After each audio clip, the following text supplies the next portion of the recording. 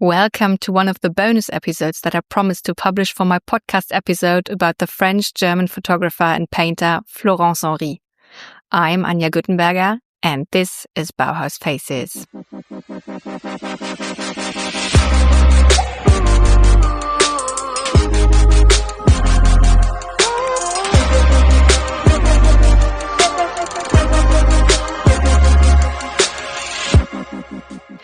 In this very short episode, Giovanni Battista Martini, head of the Florence Henry Archive in Genoa, Italy, and the Italian art historians Paola Rosina and Roberto La Carbonara will describe their favorite photos by Florence Henry in more detail for you. Please look out for the images on your smartphone or tablet while listening. As always, I added the photos to the chapters. Before we get started, just a very small request, dear listeners.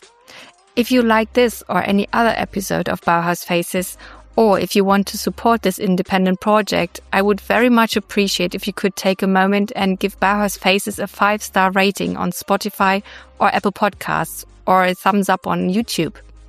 And if you have any friends, family or colleagues who might be interested in Bauhaus Faces too, please recommend my podcast to them.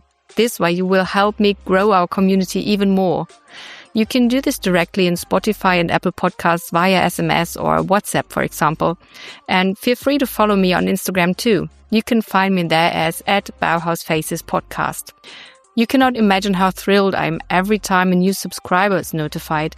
It makes my heart leap with joy when I see that all the work I put in this project is reaching more and more Bauhaus fans and researchers. Thank you so much for that. Let's now finally start with Giovanni's, Paola's and Roberto's favorite photographs by Florence Henry. Enjoy! The last question, but it's for all three of you. Can you pick a favorite photo by Florence Henry and describe it a bit more detailed? It's very difficult for me to choose, but I want to talk about this photo called Portrait Composition from 1937. It was taken on the terrace of Rue Saint-Romain in Paris, where Florence Henry was living at the time. For me, it perfectly represents all the issues surrounding the representation of the real and the virtual. The photograph is divided exactly in two, and it is impossible to tell which part is real and which part is not. It shows a woman sitting in an armchair.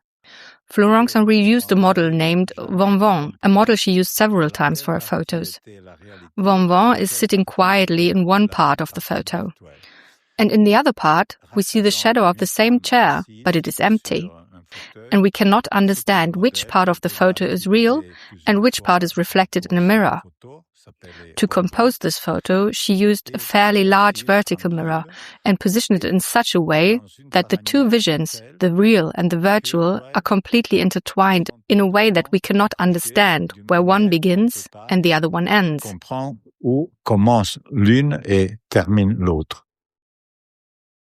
I think I'm gonna choose a photograph. It's a photograph dated 1930.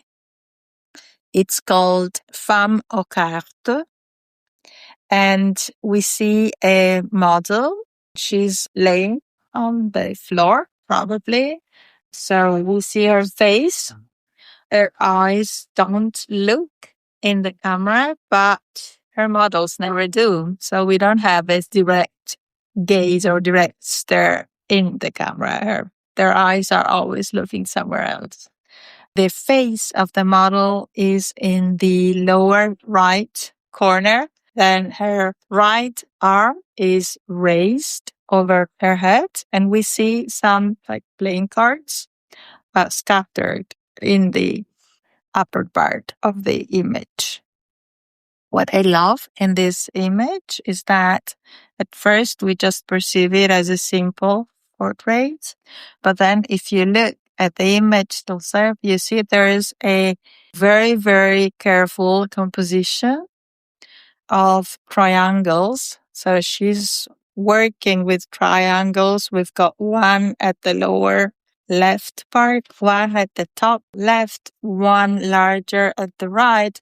And this gives like a circling movement. It's almost like a spiral, which gives a lot of depth to the image itself.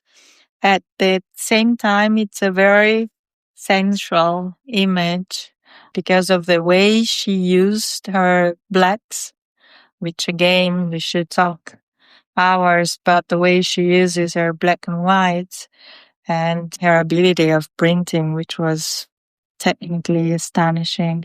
But what I really like is what lays underneath these portraits. It's just really a matter of composition always, but not for the sake of the composition.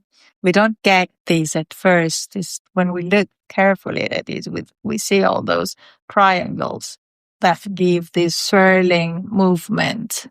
So this depth to this picture. The picture is a photograph of a window, an open window. And beyond these windows, there is a building, a very regular and architecture, a very geometric architecture. So we have different layer surface of this grid and this structure of the image. It's a photograph of 1927. I think in this image, there is the spirit, the sight of Florence Henry. Florence was always in this situation, in this position, in betweenness, between the interiorness and the external, between the grid and the overpassing ever grid, ever role, ever structure, and mainly between the real and the abstraction. Florence Henry was never an abstract painter or totally abstract painter and photographer, but always this remembering, this memory of reality and the idea of a new composition of view. The windows is a perfect metaphor of this situation in between, and also the possibility to close and open the memory, the fantasy, the imagination, and stay inside of a vision of external world. So I think this subject is not only the subject of a picture, but also a self-portrait of her own vision of life, I think.